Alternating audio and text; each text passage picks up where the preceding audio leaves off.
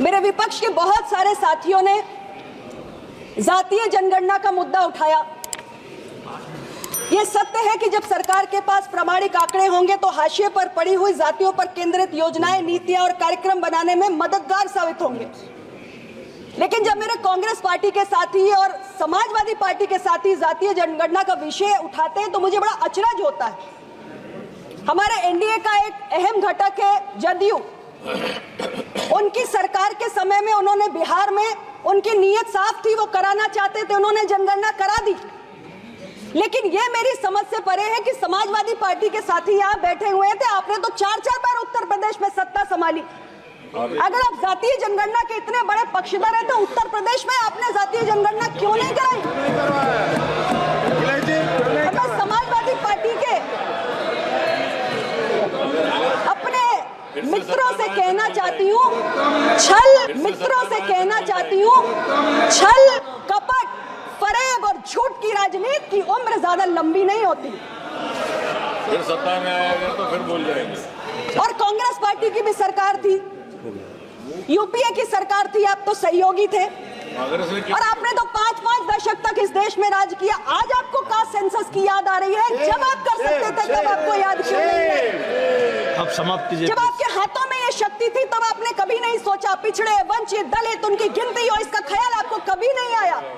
जब आप कर सकते थे तब आपको इसका ख्याल नहीं आया। यही आपके दोहरे चरित्र को उजागर करता है। प्लीज कंक्लूड मेरे अध्यक्ष महोदय, अभी मैं बोलूंगी, अभी मैंने शुरू किया है। नहीं, समय का ख्याल रखना सबको। हमारे कांग्रेस के साथियों के पास, विपक्ष के साथियों के पास अवसर था। राष्ट्रीय पिछड़ा वर्ग आयोग को आप संवैधानिक दर्जा दे सकते थे, आपने कुछ नहीं किया। नीट के पीजी एडमिशंस, नीट तो आप लेकर आए थे। ओबीसी का कोटा लागू नहीं था। आप शांति से सुनिए, बहुत देर से सुना है मैंने, आप सुनिए शांति से। और ये साथी थे, सपोर्ट कर रहे थे यूपीए 2 की सरकार को, तो पिछड़े दलित की वकालत करते हैं। क्यों नहीं आपने बोला यूपीए की सरकार में कि नीट में ओबीसी का आरक्षण लागू होना चाहिए? इन्होंने नहीं किया। प्रधानमंत्री नरेंद्र मोदी की सरकार ने कर दिया। सैनिक स्कूल, नवोदय विद्यालय, केंद्रीय विद्यालय, आपको रोका था क्या किसी ने? आप क्यों नहीं पिछड़ों का आरक्षण लेकर आए?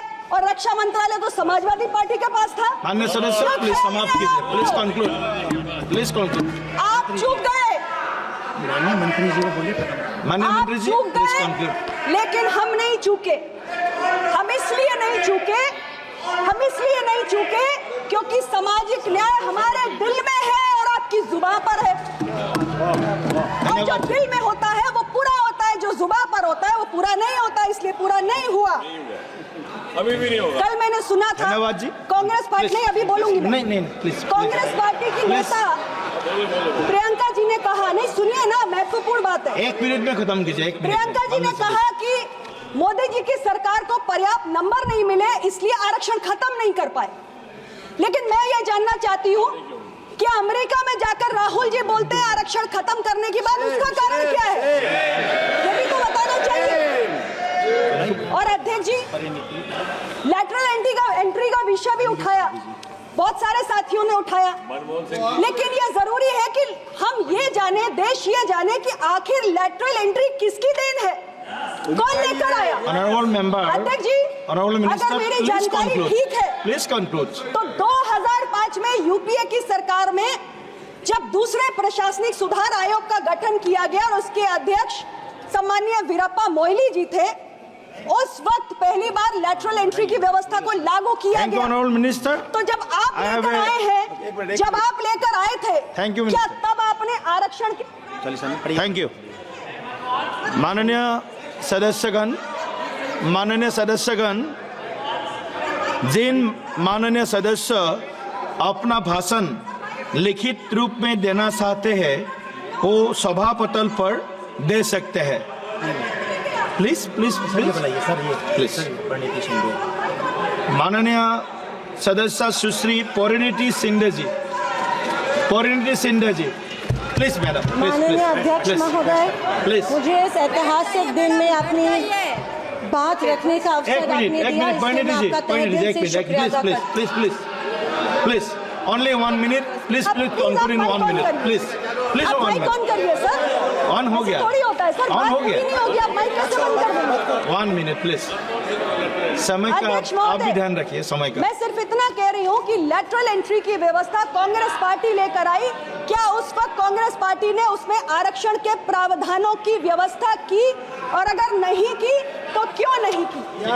और अंत में मैं इतना ही कहना चाहती हूँ कि संविधान के अनुकूल भारत बनाना हम सबकी जिम्मेदारी है।